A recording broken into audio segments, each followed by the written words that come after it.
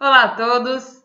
Bom, ficamos muito felizes com a repercussão dos testemunhos aí, dos primeiros testemunhos das histórias de arquitetos, enquanto estamos preparando novas histórias para vocês. Vamos trazer aqui alguns temas variados sobre a vida profissional. Vou começar falando sobre a minha primeira experiência em canteira de obra, meu relacionamento com a mão de obra e um pouquinho do que eu fazia. Tá certo? Vamos lá?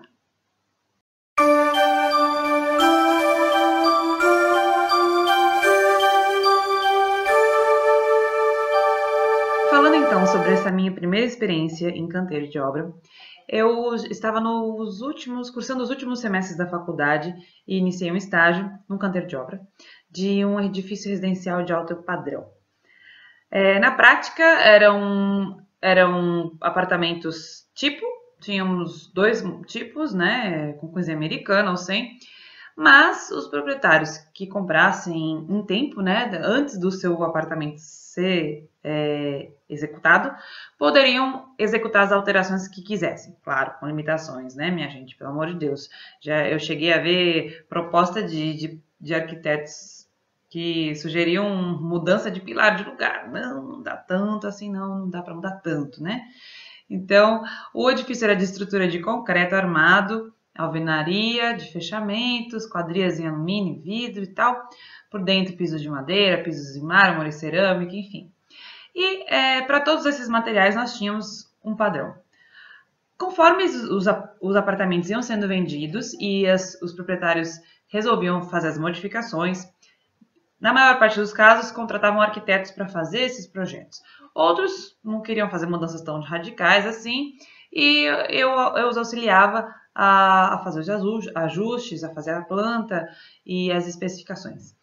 Mas então eu tive que ir elaborando aos poucos um mapa que ficou enorme, eu colocava ali na parede, assim, todos adoravam ver aquela coisa bem colorida, mas era um mapa por andar de todos os acabamentos e indicando se era tipo ou não, se era modificado, qual era a modificação. E aí eu ia alimentando em paralelo uma outra planilha com as quantidades, com as modificações.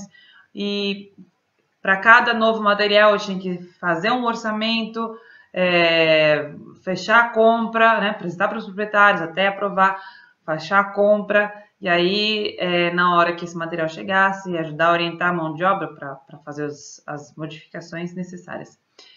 Então, uma coisa muito legal que eu me lembro dessa fase é que logo que eu entrei, diretamente com o engenheiro, eu tive um relacionamento muito bom. Ele era muito paizão, assim, como eu falo, foi meu primeiro grande líder.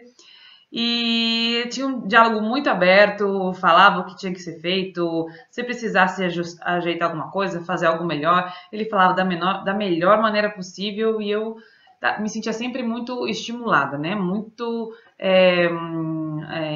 motivada a desenvolver cada vez melhor o meu trabalho. E aí eu me lembro que eu era a única mulher do canteiro. Então eu, claro, ficava um pouco, né, sem graça e tal. E eu percebia que muito mais do que eu, toda a mão de obra, de pedreiros, encanadores, eletricistas, ficava com mais vergonha ainda. Então, um dia eu resolvi quebrar esse gelo. Eu falei, não, preciso deles, eu vou ter contato com eles todo dia aqui. Eu preciso que eles saibam que na verdade, a minha vergonha faz a deles, né? Então, vou quebrar isso e trazê-los para perto, para eles verem que eu não sou ninguém de outro mundo. Então, um dia eu cheguei, estavam todos na área, na primeira laje, que tinha sido concretada já, enfim, tinham tomado café da manhã e tal. E aí eu cheguei e falei, bom dia, pessoal, assim, bem alto.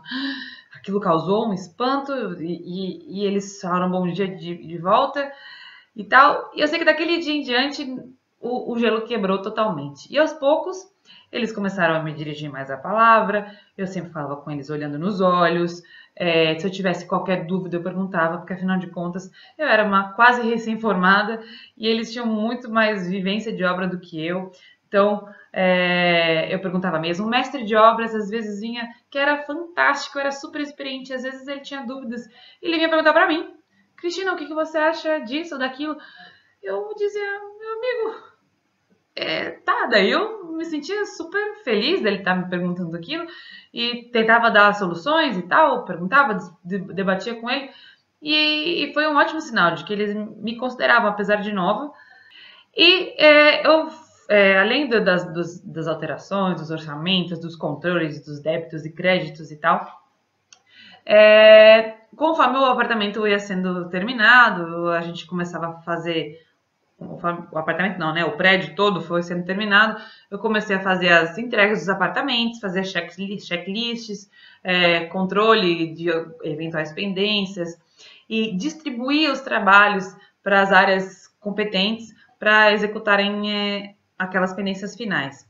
Então, por exemplo, eu ia andando o prédio inteiro, eram 26 andares, mais a cobertura que era duplex, eu ia andando e verificando todas as pendências de elétrica, todas as de hidráulica, todas as de revestimento cerâmico, todas as de revestimento de madeira, enfim.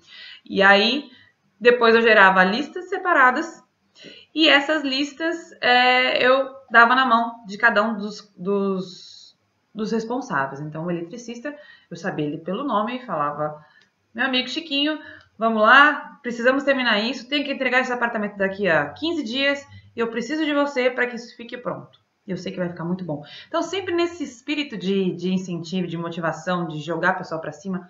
E, obviamente, quando ele terminava aquilo, eu ia lá correndo e fazer questão de agradecer e falar, elogiar e dizer o quanto tinha ficado bom. E, eventualmente, faltava algum detalhezinho, falava: olha, ficou ótimo, você conseguiu direito, você atendeu o prazo legal, bacana. Ficou só faltando um detalhezinho aqui, você me ajuda, tal. Então, isso funcionou de uma maneira maravilhosa, porque entramos num ciclo muito produtivo. E eu sei que enquanto eu estava estávamos terminando esse edifício, tinha um outro numa fase bem mais avançada, que não saía do lugar. Tinha algumas pendências, então faltava um pedacinho de azulejo num, faltava colocar acabamento, espelhinho elétrico no outro, tinha um buraco no gesso no outro, e assim, pintura, retoque, né, de pintura. E eu sei que o pessoal lá já estava, boa parte da mão de obra já tinha sido desmobilizada, então ficou naquela inércia do quase que não termina nunca.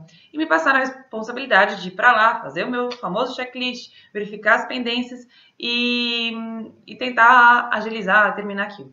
E eu me lembro até hoje que quando eu estava um dia indo fazer uma vistoria num apartamento, encontrei o encarregado de elétrica e ele falou assim para mim: Dona Cristina, a senhora sabe que quando a senhora pede as coisas pra gente, tá todo mundo lá na obra, a gente vai e faz com gosto, faz na hora e quer deixar tudo bonito pra senhora ver. Mas quando vem aquele engenheiro, e não era um engenheiro meu primeiro líder, era um outro engenheiro que era responsável por esse segundo edifício, então ele disse: mas quando vem aquele engenheiro mal educado que nem olha na nossa cara, aí a gente faz questão de não fazer e deixar atrasar para ele se enrolar, não é mesmo? E aí eu percebi, foi acho que o primeiro momento em que eu me dei conta realmente da importância da tratativa que eu tinha com eles, né? Da parceria que eu tinha estabelecido com eles. Então, foi uma grande lição para mim. Eu queria trazer essa reflexão aqui para vocês, para pensarem bem, para tratarem de uma maneira bacana, sempre saber incentivar, estimular, agradecer, elogiar. São coisas maravilhosas que com certeza trazem muito ganho para todas as partes, né? E a gente vai para casa com a sensação do dever cumprido e muito realizado. Eu, pelo menos, todas as vezes era isso que acontecia comigo, tá certo? Bom, então, logo mais a gente traz novas dicas aqui para vocês e aguardem os nossos próximos entrevistados. Tchau, tchau!